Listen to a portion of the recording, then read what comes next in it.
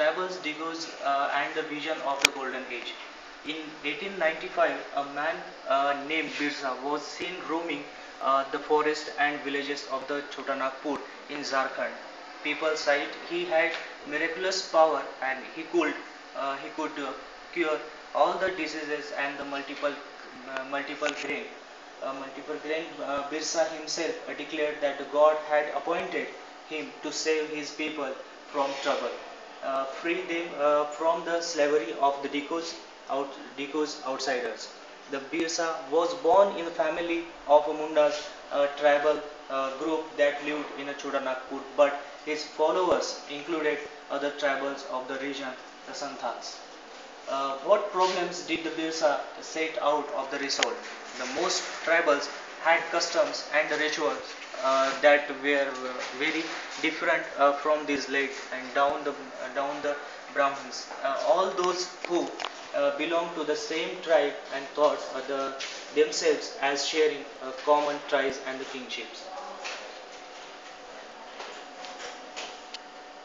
How the tribal groups live. By the 19th century, the tribal people in different parts of India were involved in a variety of the activities, and some were the June cultivation.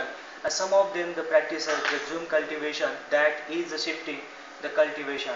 The cultivation cut the tree tops to allow the sunlight to reach the ground, and the burn the vegetations on the land, the clear it for the cultivation, and they spread the ash from the firing which contained the potash to fertilize the soil, and they broadcast the seeds, that is the scattered the seeds on the field, instead of plowing the land and sowing the seeds, and once the crop was ready and harvested, they moved to the another field. The field that had been the cultivated once was left and followed for the several years.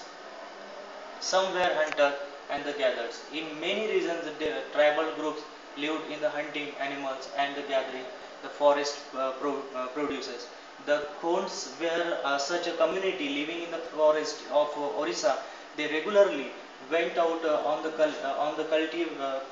collective hunts, and then divided the meat amongst themselves. They used many forest stuffs and the herbs and the medicines and the purposes, and sold the forest produce in the local markets. At times, they exchange a good and getting what they need to be returned for their valuable forest produce, and at another times they brought good with the small amount